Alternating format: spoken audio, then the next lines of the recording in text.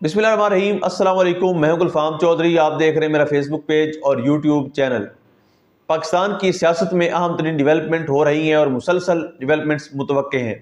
यकीनी तौर पर जो पाकिस्तान के हालात हैं वो यकसर बदलने जा रहे हैं और बड़ी बड़ी तब्दीलियाँ मुतवक्के हैं।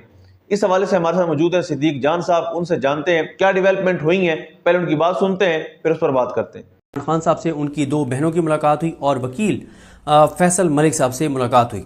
उस मुलाकात के बाद जो ख़बरें आ रही हैं उसमें सबसे बड़ी खबर तो ये है कि उनकी जो इमरान खान साहब की बहन है नूरी नियाज़ी साहिबा, उन्होंने बाहर निकल के एक तो फैसल मलिक साहब के साथ खड़े होकर जो टॉक की, उसमें तो ऐसी कोई बात नहीं थी, लेकिन उससे पहले जब वो निकली तो उन्होंने डिजिटल मीडिया के एक नुमाइंदे के सवाल के जवाब में एक ऐसा तासुर दिया जिससे ये लग रहा है कि शायद इमरान खान साहब ने सुहेल आफरीदी साहब को इस्लामाबाद की तरफ मार्च की तारीख की का पैगाम जो है वो भिजवा दिया है। मेरी इस हवाले से सुहेल आफरीदी साहब के जो करीबी लोग हैं उनसे भी बात हुई है। वो क्या कह रहे हैं उस पर भी मैं आपको बताता हूँ।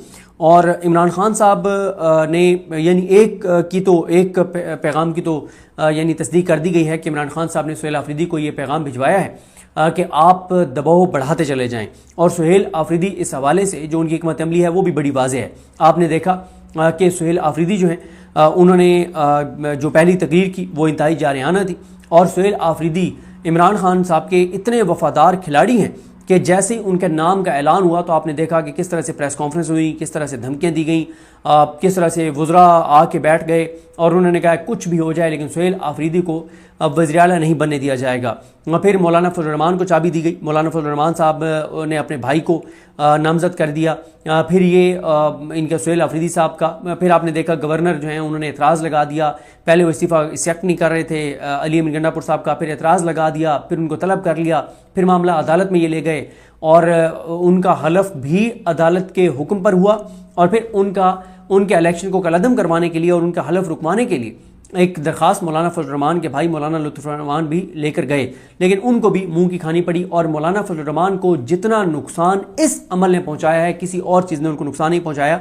यानी इसमें तो मौलाना फजल रहमान मुकम्मल तौर पर एक्सपोज हो गए। मुकम्मल तौर पर एक्सपोज का जो उर्दू लफ्ज़ है वो, क्योंकि बहुत से लोग फिर माइंड कर जाते हैं कि ये लफ्ज़ मुनासिब नहीं है, तो मैं इंग्लिश वाला यूज़ कर लेता हूँ कि मौलाना मुकम्मल तौर पर एक्सपोज हो गए और कोई पीछे बचा नहीं है मौलाना का, कोई भरम, कोई साख, कोई पर्दा, कोई नकाब बचा नहीं है। मुकम्मल तौर पर वो बेनकाब हो गए।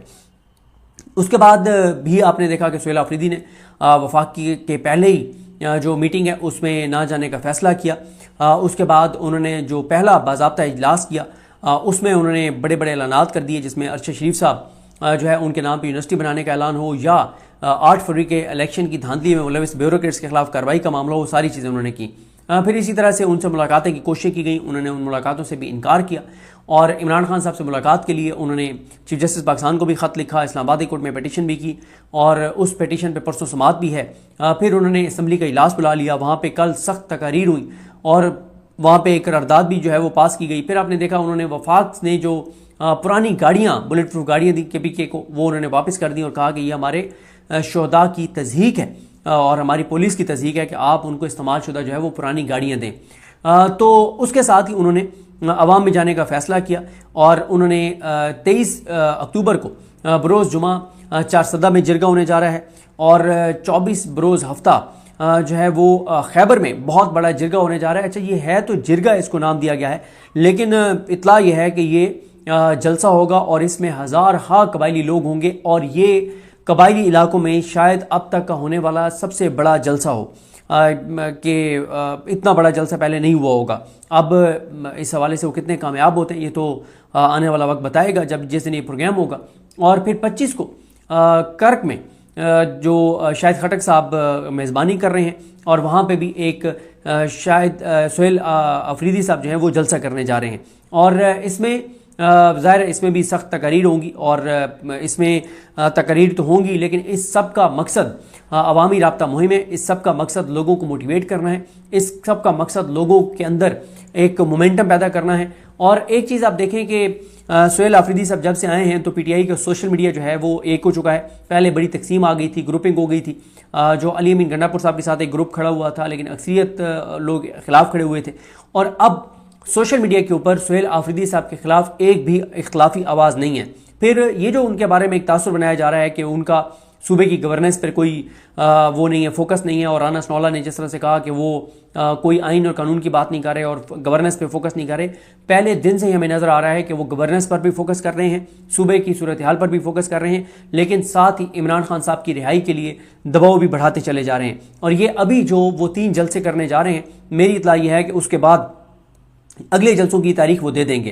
अब सवाल यह है, बाकी चीज़ें तो मैं आपको बताता हूँ, जो सबसे ज़्यादा आप जानना चाह रहे होंगे उस पर पहले बात कर लेते हैं, आपको इंतज़ार नहीं करवाते, कि क्या इमरान खान साहब ने तारीख भिजवा दी है सुहेल आफरीदी साहब को। मैंने इस हवाले से सुहेल आफरीदी साहब के जो उनके बहुत ही करीब लोग हैं उनसे पूछा है। उन्होंने कहा कि वो बहरहाल इस चीज़ की ऑन रिकॉर्ड या ऑफ द रिकॉर्ड भी वो इसकी तस्दीक नहीं कर रहे। वो उसकी वजह भी समझ आती है, जाहिर है वो अपनी एक ज़िम्मेदारी जो उनकी एक पोजीशन, ज़िम्मेदार उनकी पोजीशन है, उसका तकाजा भी ये है कि अगर उन तक तारीख पहुंच भी गई है तो वो अभी मीडिया को इस तारीख को डिस्क्लोज़ ना करें। लेकिन उन्होंने एक चीज़ की मुझे तस्दीक की है, उन्होंने कहा कि इमरान खान साहब ने ये पैगाम भिजवाया है कि सुहेल आफरीदी को कहो कि और ज़्यादा दबाव बढ़ाता रहे और बढ़ाता चला जाए। और इमरान खान साहब ने सुहेल आफरीदी के अब तक के जो इक़दामात हैं उन पर इत्मीनान का इजहार किया है। और फिर मैं आपको एक चीज़ और बता दूं कि सुहेल आफरीदी साहब जो हैं वो तमाम चीज़ें कर रहे हैं जो पिछले 2 सालों में इमरान खान साहब की जो डायरेक्शंस आती रहीं अडियाला से, और ख़ास तौर पे 8 फरवरी के बाद से जितनी डायरेक्शंस उनकी आती रहीं केपी के गवर्नमेंट के हवाले से, तो एक ना पीटीआई के एक रहनुमा हैं जिनके पास एक पूरी लिस्ट है कि इमरान खान साहब के अब तक जेल से आने वाली वो डायरेक्शंस जिन पे अमल दरामद नहीं हुआ, उनमें सबसे ज़्यादा इमरान खान साहब की डायरेक्शंस जो थी जिन पे अमल दरामद नहीं हुआ था वो केपी के हवाले से थी, जो केपी की गवर्नमेंट से मुताल्लिक थी।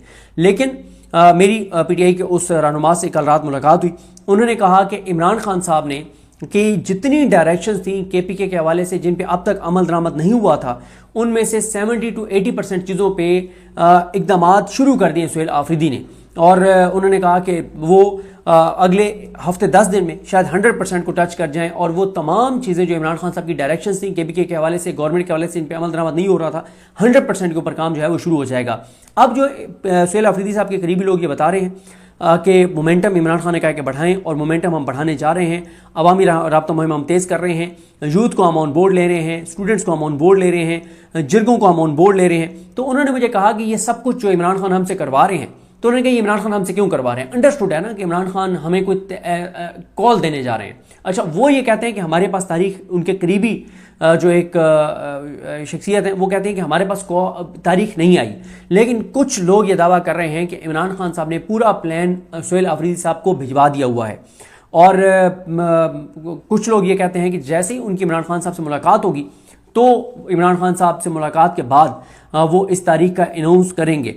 और ये एक हिकमत समझ भी आती है कि शायद तारीख पहले ना बताई जा रही हो, या ये भी हो सकता है कि इमरान खान साहब ने कहा हो कि आप तैयारी तो। जी बिल्कुल, जिस तरह से आपने सिद्दीक जान साहब को सुना कि आइंदा आने वाला जो हफ्ता है, ये चंद दिन है, ये पाकिस्तान की सियासत में कितने अहम है, और इसमें जो पाकिस्तान की सियासत है उसमें कितनी बड़ी तब्दीलियां मुतवक्के हैं।